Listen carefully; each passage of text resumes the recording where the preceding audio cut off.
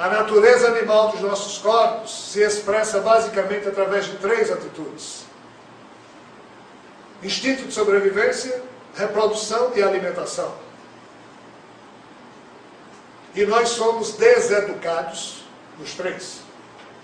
É o ego? Sim. Porque nós pensamos que somos esses animais que estamos sendo aqui na Terra. Mas na hora em que eu aquieto o meu mundo do pensar, na hora em que eu aquieto o meu mundo do sentir, na hora em que eu pacifico a minha mente, eu já não mais sou assolado no meu psiquismo pelos pensamentos e sentimentos advindos da natureza animal desse corpo. Então, na hora em que eu me pacifico enquanto corpo animal, algo em mim desperta. Esse algo em mim é o meu eu profundo, não é o meu eu superior ainda, que reside lá no mais íntimo de mim mesmo. É a natureza espiritual que em mim diz oi. E eu começo a me perceber não mais como um animal carnal chamado Rogério, mas sim como um espírito que está temporariamente ocupando esse corpo, e cada vez que esse meu espírito pensa através desse cérebro, há um Rogério que pensa que está pensando por ele mesmo, mas o Rogério é só personagem da minha identidade espiritual.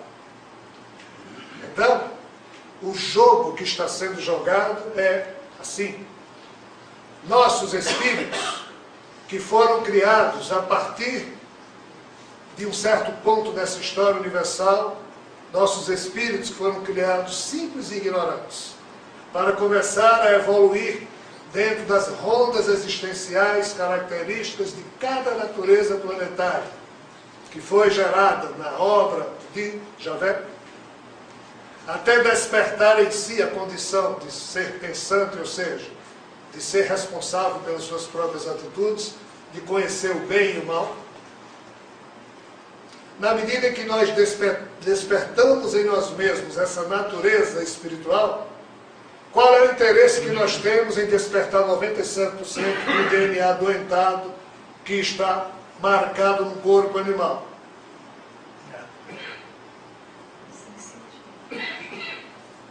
Eu preciso educar o reflexo desses 3% que estão despertos, que respondem pelos apetites grosseiros da minha natureza animal. Só preciso educá-los, não preciso me livrar deles, posto que continuo como um ser humano na Terra, normal, e vou apenas administrar o meu psiquismo animal.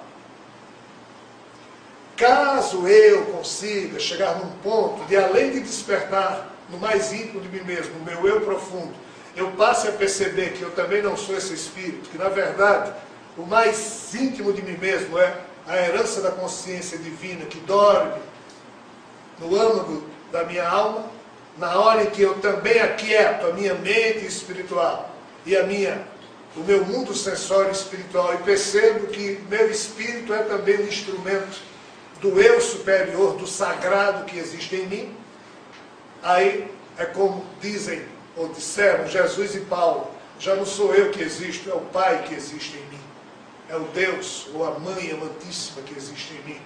E o ego chamado Rogério ou Germano deixa de existir, porque o que me move já é a centelha divina que estava antes adormecida e agora despertou.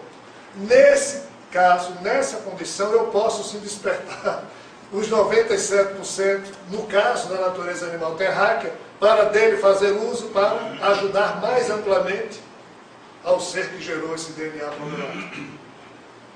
Vejam bem, eu não tenho pretensão de ter respondido a pergunta de Gerardo, mas tenho toda a pretensão do mundo de ter jogado semente sobre o assunto para quem quiser refletir. Mas esse assunto só será mesmo profundamente refletido daqui a 4 ou 5 anos, quando pelo menos uns 4 ou 5 livros sobre esse assunto forem lançados. Mas mais que isso, esse assunto vai ser explicado mesmo à humanidade por outros seres, e não por alguém do meu tamanho. Sob essa perspectiva, é imperioso que se perceba o seguinte: o que diabos é a nossa mente?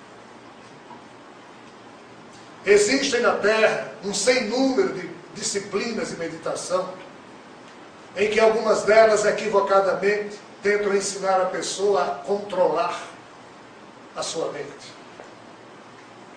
Você faz meditação, controla a mente, aí nenhum pensamento, nenhum sentimento mais lhe ocorre. Isso é possível para alguns poucos orientais. Para nós ocidentais, que vivemos nesse mundo louco que nós criamos, da ansiedade, da pressa, que infelizmente também já chegou lá no Oriente, a expressão correta para o nosso entendimento não é controlar a mente. Sabe qual é o que, na minha opinião, melhor se enquadra ou se encaixa como conselho que nós ocidentais deveríamos dar a nós mesmos para lidar com a nossa mente inquieta? É não levá-la a sério. O que é que eu estou dizendo? O que é a mente do ser humano? Vamos imaginar o firmamento, um pedaço do céu. Imagine-se você sentado e olhando para o céu cheio de tranquilidade. Aí de repente passa uma nuvem e você fica olhando para ela. A nuvem passou. De repente você volta a olhar para o firmamento e passam 2 urubus. Aí você olha para os urubus. Passaram. Aí lá vem um avião. Aí você olha para o avião. Escuta o barulho. Passou. Assim é a nossa mente. Como assim? Eu estou aqui olhando para vocês. Na minha tela mental passam pensamentos e sentimentos. A técnica de não se levar a sério é deixar os pensamentos e sentimentos passar. Como os urubus e as gaivotas lá do céu. De tanto eu deixar meus pensamentos e sentimentos passarem, eu percebo que eu estou observando os pensamentos e sentimentos que passam na minha tela mental. Mas eu não estou apropriando no meu psiquismo esses pensamentos e sentimentos. Eles passam, eu os observo como se fossem urubus ou gaivotas. Sejam eles agradáveis ou desagradáveis, eles passam. Qual é a atitude pouco inteligente que nós seres humanos fazemos? Nós apropriamos nos nossos corações, isso é só uma metáfora, nós nos alimentamos dos nossos pensamentos, sentimentos e nos confundimos com eles. Aí, é aqui que reside a tragédia do psiquismo humano. Por quê?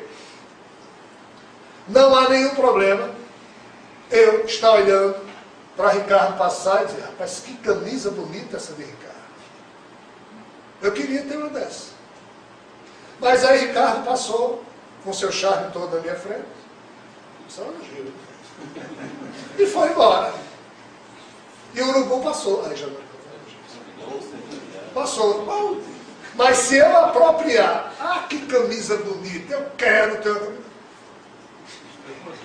Estraguei tudo. Porque eu trago para a minha vida psíquica um urubu que passou com a camisa bonita. Não, agora